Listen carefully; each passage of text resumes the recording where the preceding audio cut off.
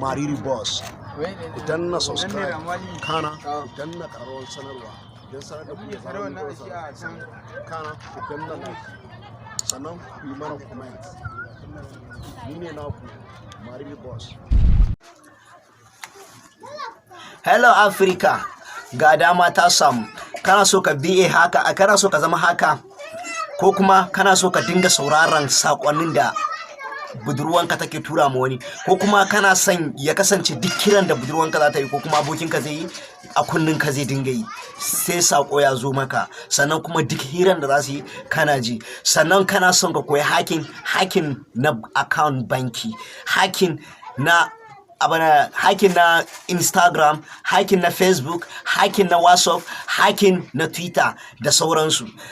Hanya mai sauki har hacking din TikTok hanya mai sauki ne, kamar TikTok, Instagram da YouTube channel. Idan kana so ka koyi hacking din su, hanya ne mai sauki. Ta hanyar Google account zaka yi hacking din wayannan gaba ɗayan su, inda har ka iya hacking din Google account. Kuma hanyar da zaka kai hacking din Google account mai sauki ne, mun kawo shi. Sannan kwanaki da kuka mun diba ba tare da mun saki wani sabon bidiyo ba, yana daga cikin dalilin bincike da muke ƙara yi da kuma nazari domin kawo muku bidiyoyin da za su gamsar da ku, bidiyoyin da za su muku daɗi sosai.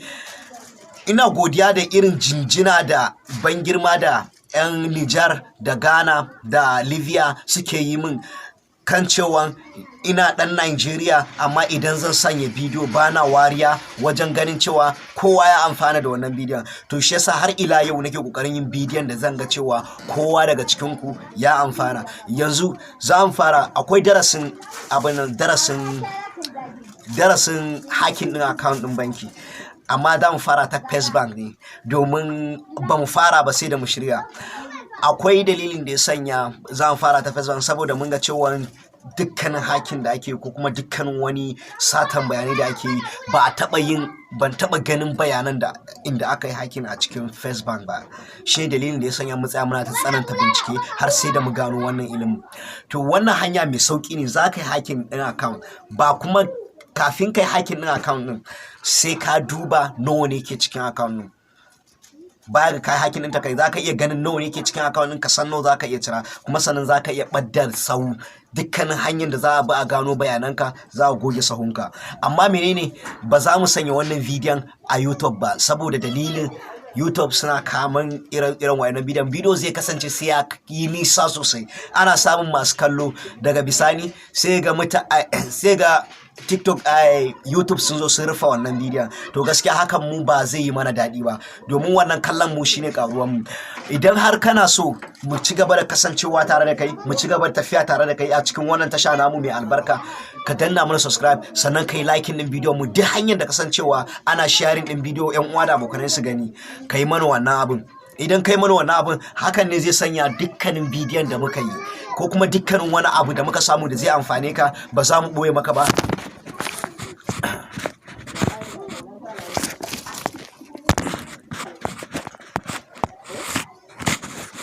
Hakan ne zai sanya ba za mu ɓoye maka ba, sannan za mu dinga ƙoƙarin binciko abubuwa masu amfani waɗanda za su gamsar da al'umma sosai domin ganin cewa mun fasta shi. Akwai waɗanda suke so su fara yin live a cikin TikTok amma ba su san yadda ake yi ba. Akwai waɗanda suke so su fara layin ɗin waka a cikin waya. Mun kawo applications ingantattu waɗanda za ka yi layin ɗin waka a cikin waya, waɗanda za ka ƙirƙira waka, za ka ƙirƙira kiɗa, ka yi waka. Bayan ka yi waka ka zo ka yi record, bayan ka yi recording din waka ka zo ka yi mixing, bayan ka yi mix down ka zo ka yi abin nan, bayan ka yi mix down za ka zo ka yi mastering, bayan ka yi mastering ka yi boosting din muryan, sannan kuma ka uploading din wannan waka. Wannan ma mun kawo shi. Sannan akwai applications ingantattu masu da dama da muka kawo su guda, muna ganin za su kai 6, wa'anda za ka yi amfani da su wajen kirkiran bidiyo naka na kanka ga masu kokarin fara shooting. Wannan kuma mu kawo shi. To baya ga wannan, akwai ga masu neman kuɗi hanyar business a cikin internet. To ba na business kare ba, akwai hanyar da zaka yi kasuwanci a cikin internet kuma ka samu kuɗi. Akwai kuma hanyar da zaka yi caca a cikin internet kuma ka samu kuɗi, ba dan kaɗan ba in da rabanka a ciki, kaɗan zaka samu mai yawa. Sannan kuma akwai hanyar da zaka samu kyautan kuɗi, akwai kuma hanyar da zaka samu kyautan data. Na ji daɗi sosai ga mutanen da suke yaba min akan wannan application na kyautan data da na karaba.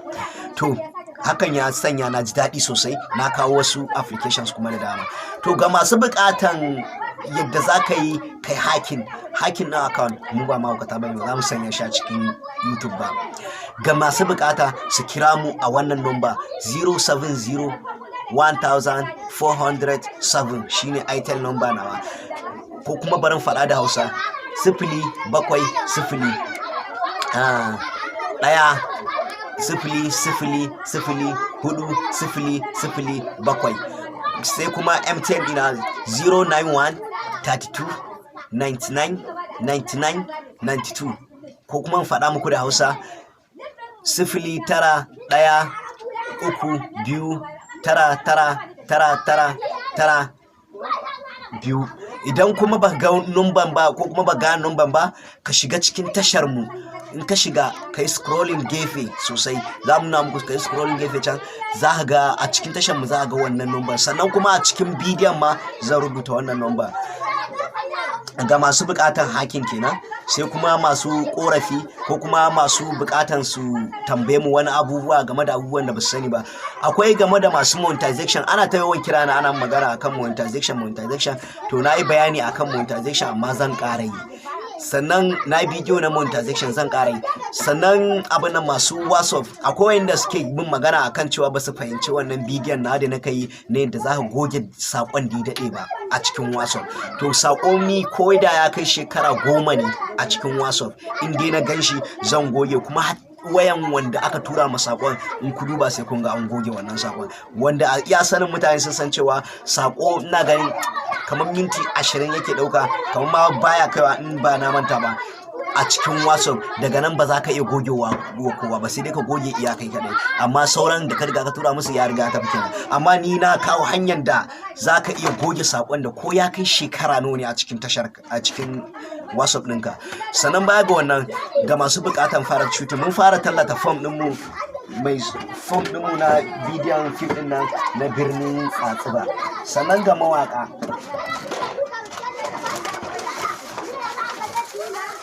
fom ɗinmu na fim ɗin nan na birnin Tsatsiba.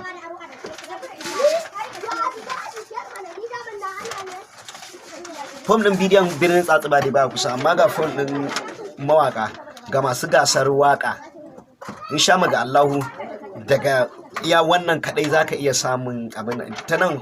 Kowa dai in dai kana sana'ar waka ne ko rawa, ba sai mun fara maka ya gasa take ba. Gasa hanya ne da zaka bi kai gasa ka burge mutane, sannan kuma a ɗauki kyauta a baka, baya ga mukami da za a ɗauka a baka, sannan kuma zaka samu ƙarin masoya sosai ta wannan yankin da kuka yi gasan nan.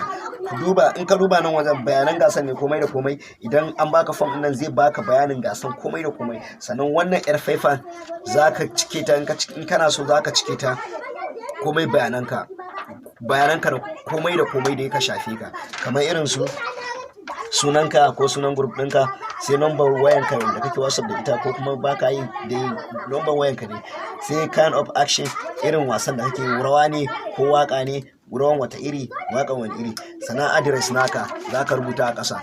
Shikenan, in ka ci wannan gasan mun sanya kuɗi mai tsoka, wanda an sha tambayar mu nawa ne mun sanya, mun ce mu dai ba za mu faɗa ba kuɗin, amma kyautan da yake cikin gasan mun ce kyauta ne da ya kai mu kimanin naira 30,000 abinda za a baka, baya ga kuɗin da za a baka. Kuɗin ne dai ba za mu faɗa adadin shi ba. Sannan ba iya ganan ba, kuma ina nan tare da ku, ni ne naku Mariri boss har kullum. Ku huta.